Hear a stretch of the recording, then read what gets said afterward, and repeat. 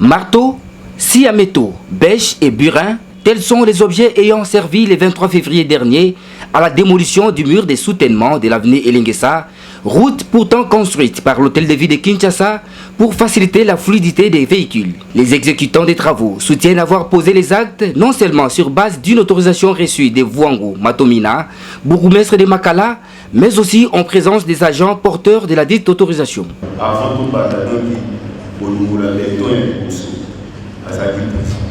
Devant le tribunal de grande instance de Kinshasa-Kalamu, les prévenus bourgmestres de Makala, réagissant aux allégations de ses co-prévenus, a balbutié. Devant ici qu'on aménage ça très bien.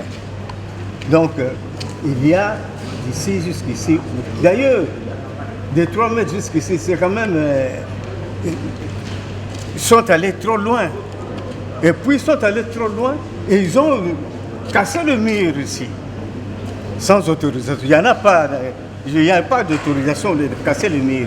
Au terme de 2 audiences consécutives tenues en procédure de flagrance par les TGI de Kinshasa-Kalamu, tous les 5 prévenus ont été reconnus coupables de l'infraction de destruction méchante. Ils ont écopé des peines allant de 2 à 5 ans de servitude pénale principale. Les condamne comme co-auteur ayant agi par participation criminelle par coopération directe à 5 ans de servitude pénale pour le prévenu Vuango Matomina et Mwamba Banza, et à 2 ans de servitude pénale pour le prévenu Lumba Lamabika, Kasenda Misekabo et Mwamba Lumbala. La constitution de la partie civile, ville de Kinshasa, a été déclarée recevable et fondée. Condamne les prévenus à lui payer à titre de dommages et intérêts la somme équivalente en francs congolais de 50 000 $ pour tous les préjudices subis, car la somme de 1 million de dollars sollicités est exorbitante. Le jugement prononcé par le tribunal de grande instance de Kinshasa-Kalamu, mardi 27 février 2024, doit servir de leçon à tout citoyen congolais